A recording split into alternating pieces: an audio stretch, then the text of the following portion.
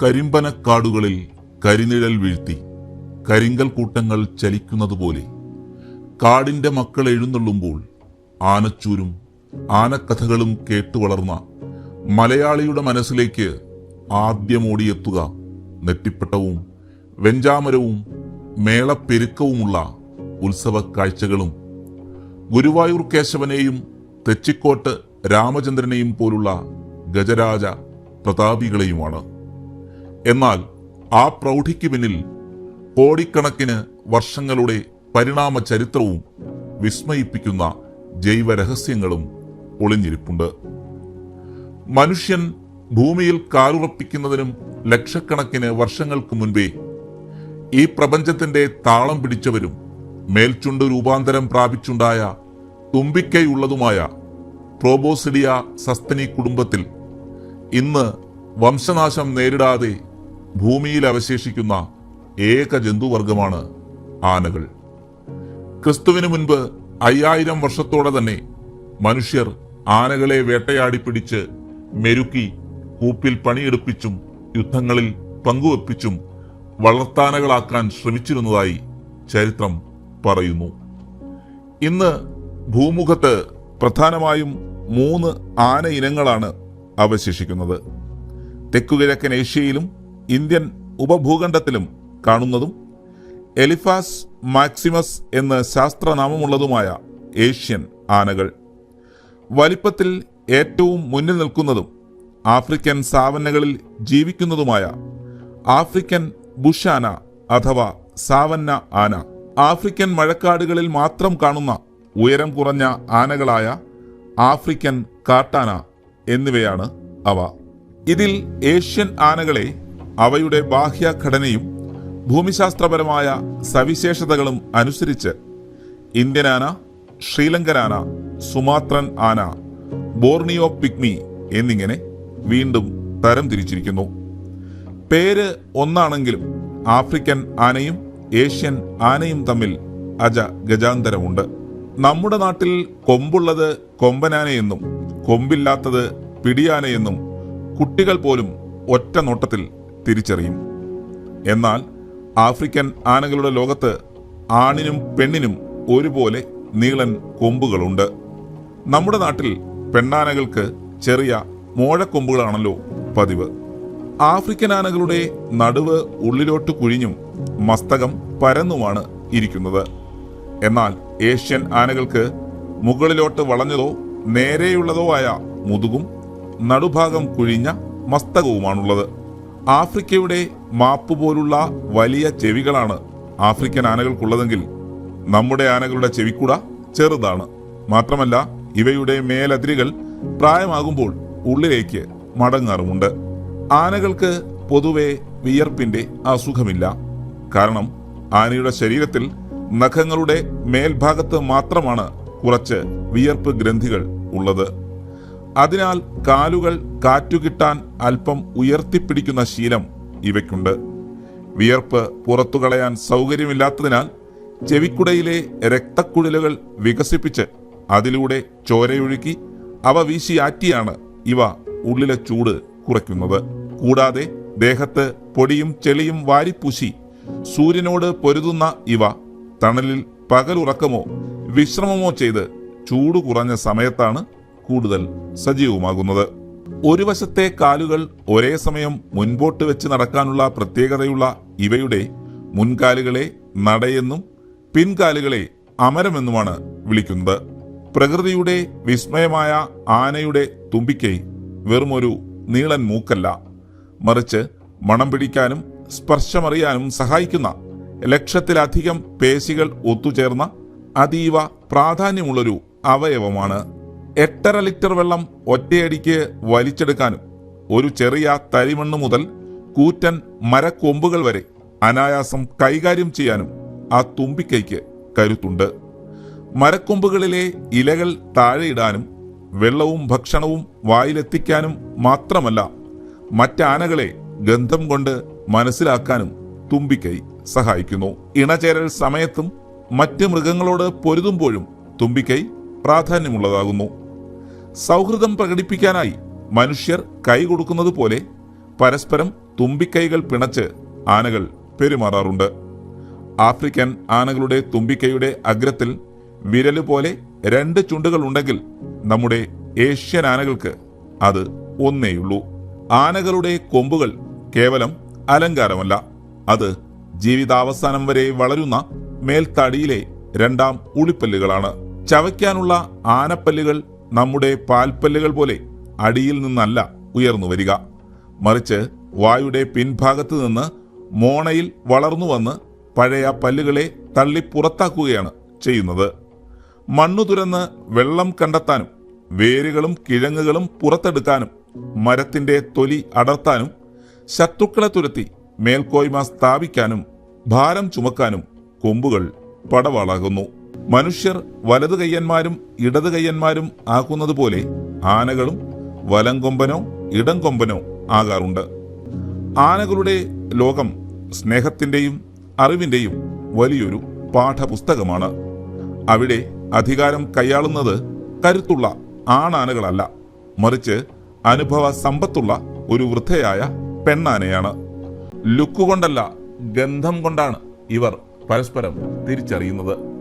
കുറച്ചുപേർ ഇടയ്ക്ക് പിരിഞ്ഞു പോകുകയും പിന്നീട് ചേരുകയും ചെയ്യുന്ന ഫിഷൻ ഫ്യൂഷൻ സംവിധാനമാണ് ഇവരുടെ സംഘരീതിക്കുള്ളത്.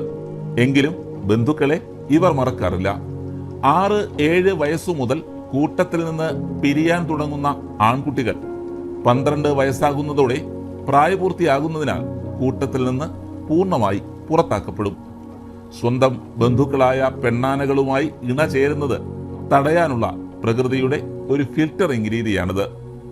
കൂട്ടം വിട്ട് ഏകാന്ത സഞ്ചാരികളായ ഈ ചെറുബാല്യക്കാർ തിന്നും കുടിച്ചും ഊരുതണ്ടിയും വേറെ ആനക്കൂട്ടങ്ങളെ അന്വേഷിച്ച് സഞ്ചരിക്കുകയോ ലോൺലിനെസ് മടുക്കുമ്പോൾ മറ്റ് ആണാനകളുമായി കൂട്ടുകൂടി കൊമ്പില്ലാത്ത മോഴകളടങ്ങുന്ന ബാച്ചിലർ കൂട്ടങ്ങളായി ജീവിക്കുകയോ ചെയ്യും.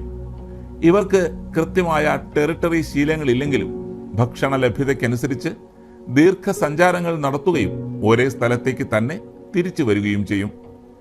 എത്രയോ തലമുറകളായി അങ്ങനെ തീറ്റയെ അന്വേഷിച്ച് നടന്നുണ്ടാക്കിയ ആനത്താരകളുടെ സൂചനകൾ പുതിയ അംഗങ്ങൾക്കും അറിയാൻ കഴിയും.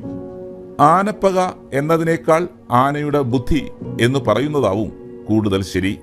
മനുഷ്യനെപ്പോലെ മറ്റൊരു സമൂഹജീവിയായ ഇവരുടെ തലച്ചോറിലെ ഓർമ്മശക്തി സൂക്ഷിച്ചു വയ്ക്കുന്ന ഹിപ്പോകാമ്പസ് എന്ന ഭാഗം അത്രമേൽ വികസിതമാണ്. അതുകൊണ്ട് തന്നെ സെൻസ് ചെയ്യാനും വികാര വിചാരങ്ങൾ പുറത്തു കാണിക്കാനും അടുപ്പം സൂക്ഷിക്കാനും കരയാനും എല്ലാം കഴിയുന്ന ഇവർ ഒരു തരി സ്നേഹം നൽകിയാലും ഒരിത്തിരി വേദന നൽകിയാലും അത് പതിറ്റാണ്ടുകളോളം ഓർത്തുവയ്ക്കും. മനുഷ്യന് കേൾക്കാൻ പറ്റാത്ത ഇൻഫ്രാസോണിക് തരംഗങ്ങളിലൂടെ കിലോമീറ്ററുകൾ അപ്പുറമുള്ള കൂട്ടുകാരോട് വിശേഷങ്ങൾ പങ്കുവയ്ക്കുന്ന ആനകൾക്ക് പക്ഷേ കാഴ്ചയുടെ കാര്യത്തിൽ അല്പം കഷ്ടപ്പാടുണ്ട്. വലിയ ശരീരത്തിൽ കുഞ്ഞിക്കണ്ണുകളുള്ള ആനയ്ക്ക് വളരെ സമീപത്തുള്ള കാര്യങ്ങൾ ഒരു കണ്ണുകൊണ്ട് മാത്രമേ കാണാൻ സാധിക്കുകയുള്ളൂ. അതിനാൽ അവയ്ക്ക് അടുത്തു നിൽക്കുന്ന വസ്തുക്കളുടെ ദൂരം കൃത്യമായി നിർവചിക്കാൻ സാധിക്കുന്നില്ല. രാത്രികാലങ്ങളിൽ ഇരുണ്ട വെളിച്ചത്തിൽ കാഴ്ചശക്തി വീണ്ടും വളരെ കുറയുന്നതും ഉച്ചത്തിലുള്ള ശബ്ദങ്ങളും തീക്ഷ്ണമായ പ്രകാശവും തീയും അസഹനീയമായി തോന്നുന്നതും ഇവരുടെ വലിയ ശരീരത്തിന്റെ ചെറിയ പോരായ്മകളാണ്. ആനകളുടെ ശരീരഘടനയിലും വികാരങ്ങളിലും ഒട്ടേറെ സവിശേഷതകളുണ്ട്. പ്രായപൂർത്തിയായ ആണാനകൾക്ക് ഇണയെ കണ്ടെത്തി ജീവിക്കാനുള്ള കാലമെത്തുമ്പോൾ ലൈംഗിക ഉണർവ് കാലം ഉണ്ടാകും. ഇതിനെയാണ് മദപ്പാട് എന്ന് പറയുന്നത്. ഈ അവസ്ഥയിൽ ഇവരിൽ ടെസ്റ്റോസ്റ്റിറോൺ ഉൽപാദനം കൂടുകയും ഗ്രന്ഥികളിൽ നിന്ന് രൂക്ഷഗന്ധമുള്ള സ്രവങ്ങൾ ഒലിച്ചിറങ്ങുകയും ചെയ്യും. ഈ ഗന്ധമടിച്ചാൽ സ്വന്തം തടി കേടാകാതിരിക്കാൻ കൂട്ടത്തിലെ മറ്റാണാനകൾ ഒഴിഞ്ഞ് മാറി നിൽക്കും.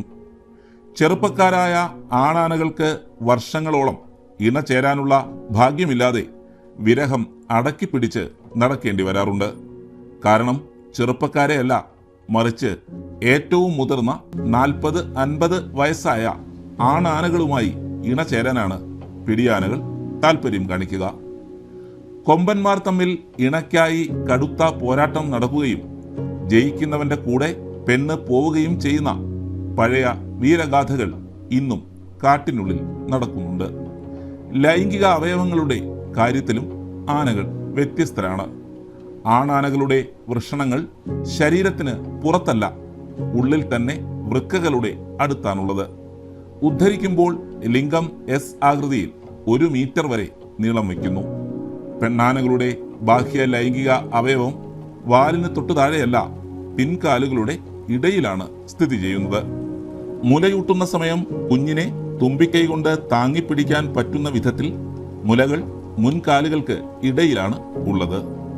18 മുതൽ 22 മാസം വരെ നീണ്ടതാണ് ആനയുടെ ഗർഭകാലം. പ്രസവ സമയത്ത് കുഞ്ഞിന്റെ ശരീരത്തിൽ ധാരാളം രോമങ്ങൾ ഉണ്ടാവും.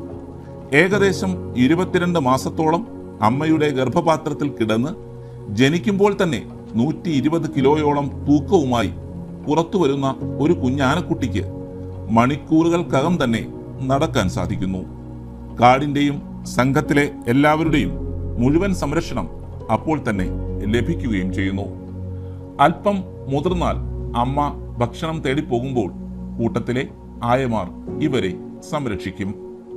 കരയിൽ ജീവിക്കുന്ന ജീവികളിൽ ഏറ്റവും വലുതും ഒരു ശരാശരി മനുഷ്യന്റെ 85 മടങ്ങ് ശരീരഭാരമുള്ളതുമായ ആനയ്ക്ക് 3.5 മീറ്ററോളം ഉയരമുണ്ടാകും. 70 വർഷത്തോളം നീളുന്നതാണ് ഇവരുടെ ജീവിതയാത്ര. അയവെട്ടുന്ന സ്വഭാവം ഇല്ലാത്തതിനാൽ ദിവസത്തിന്റെ 2/3 ഭാഗം സമയവും, അതായത് 20 മണിക്കൂറോളം എടുത്ത് 10ലധികം മരങ്ങളുടെ ഇലകൾ കാട് മുഴുവൻ നടന്നു തിന്നാലേ ഇവയുടെ പെരുവയർ നിറയുള്ളൂ. ഇലകൾ, പുല്ല്, പഴങ്ങൾ, വേരുകൾ എന്നിവ പ്രധാന ഭക്ഷണമാക്കിയ ഇവ ദിവസം 300 കിലോഗ്രാം വരെ ഭക്ഷണവും 200 ലിറ്ററിൽ അധികം വെള്ളവും അകത്താക്കും. നാട്ടാനകളെ നോക്കി നോക്കി പല തറവാടുകളും ക്ഷയിച്ചത് എങ്ങനെയെന്ന് ഇതിൽ നിന്ന് വ്യക്തമാണ്.